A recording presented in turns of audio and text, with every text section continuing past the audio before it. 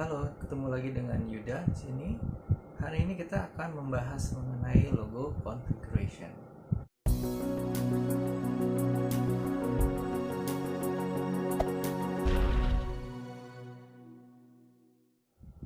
Setelah kita membuat logo pada visual identity, tahapan selanjutnya adalah kita membuat logo configuration. Logo konfigurasi ini sengaja kita ciptakan untuk memenuhi kebutuhan pada media pendukungnya. Misalnya aja logo itu akan kita tempatkan di mana? Misalnya di bidang vertikal ataukah di bidang yang horizontal. Contohnya misalnya kita membuat umbul-umbul. Umbul-umbul itu kan bentuknya vertikal ya. Ukurannya 90 kali 5 meter. Itu kan vertikal. Tinggi sekali gitu. Nah, bagaimana logo itu bisa tetap kebaca di bidang yang vertikal seperti itu? Nah, maka dia harus dibuat versi vertikalnya. Nah, bagaimana dengan spanduk misalnya? Spanduk kebalikannya, lebarnya 5 meter, tingginya 90, jadi dia horizontal. Nah, bagaimana logo itu bisa terlihat dengan jelas di bidang horizontal?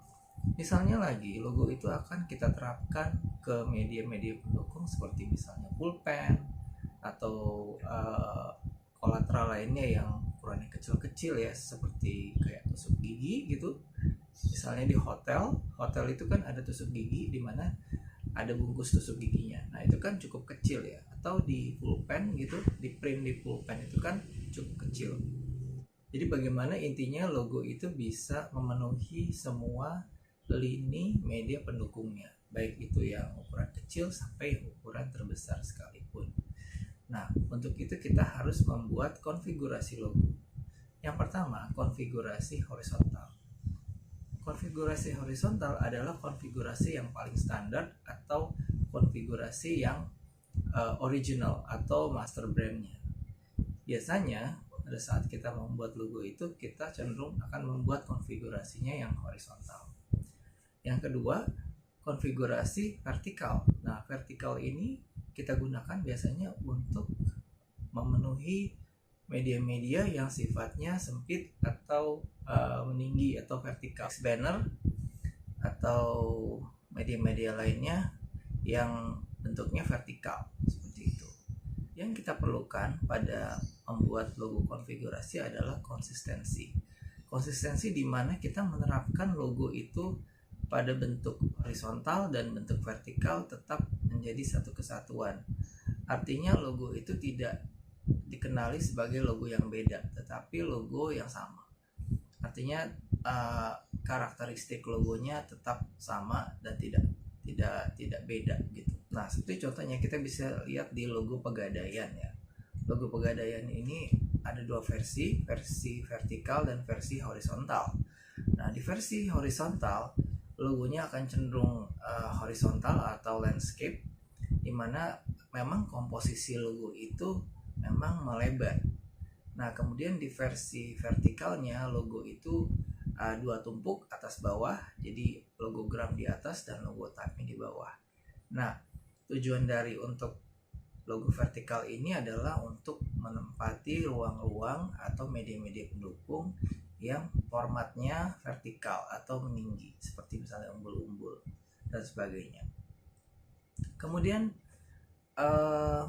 logo ini juga cukup efisien ketika diaplikasikan di media-media seperti misalnya di interior atau di expander atau di dalam misalnya di dalam counternya, misalnya di dalam ruangan kantor Pegadaian misalnya kan di situ ada expander gitu ya.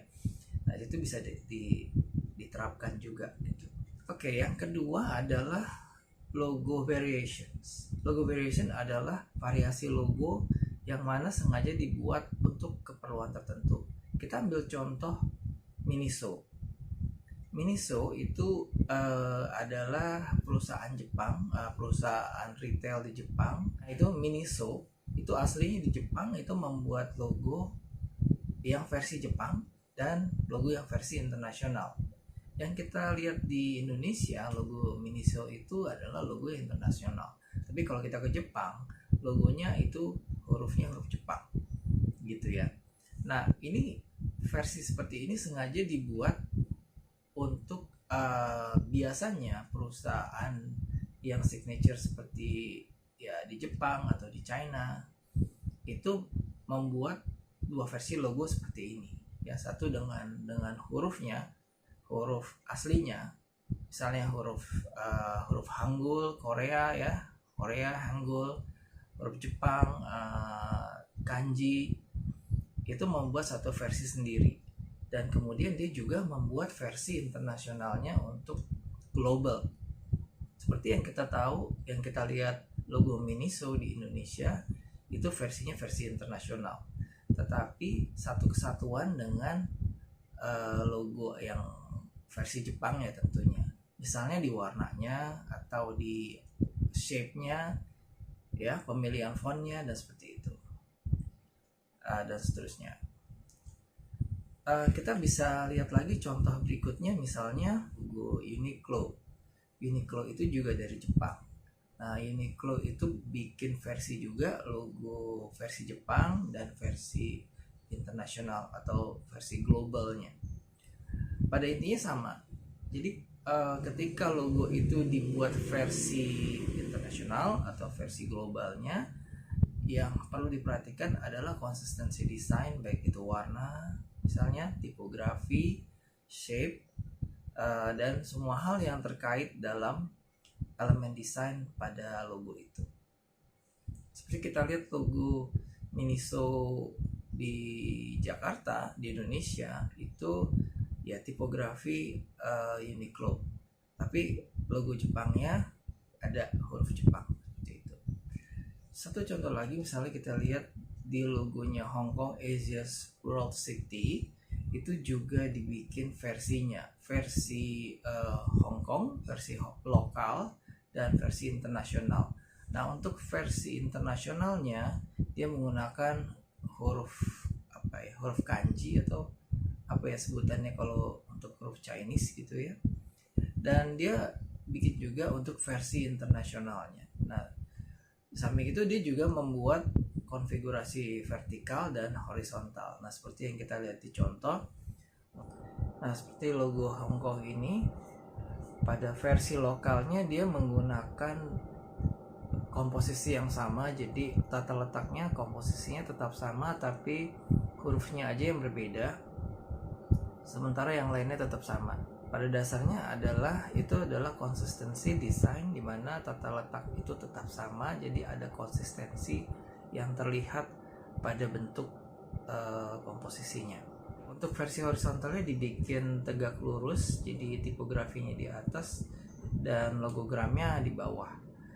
Nah, pertimbangan daripada komposisi ini adalah sebenarnya keterbacaan. Jadi bagaimana kita membuat komposisi yang keterbacaannya tetap bagus ketika dia dikecilin, ya. Jadi kalau kita ambil contoh logo Hong Kong ini, dia di jarak dikecilkan, misalnya ditaruh di umbul-umbul dan dilihat dari jarak 20 meter gitu kan. Umbul-umbul itu kan outdoor, dilihat di pinggir jalan, mungkin dari 10 meter atau 15 meter dia tetap masih kebaca gitu. Nah, jadi itu masalah proporsi juga. Contoh lagi misalnya tadi di logonya Pegadaian ya. Pegadaian itu versi yang vertikal itu juga pertimbangan ukuran logo type itu tentu disesuaikan. Jangan sampai dia pas dikecilin nanti nggak kebaca. Dan juga di versi horizontalnya, misalnya untuk ditaruh di ballpoint itu tingginya kan paling nggak sampai 1 cm kan, atau 1 cm ya paling tinggi ya. Ketebalan pulpen itu kan paling tinggi 1 cm. Nah, bagaimana logo itu versi horizontalnya bisa tetap kebaca nggak? Jadi pulpen yang sekecil itu ketebalannya hanya 1 cm itu tetap logonya jelas kebaca gitu. Dan mesti diingat, keterbacaan itu tidak hanya logogram tapi juga logo type-nya. Jadi keduanya itu tetap harus bisa terbaca dengan baik. Oke, itu aja pembahasan kita hari ini, logo configuration. Semoga kalian suka videonya. Klik like bila suka dan klik dislike bila nggak suka. Please subscribe comment and share, dan jangan lupa nyalain notification, dan kita ketemu lagi di video berikutnya. Bye bye.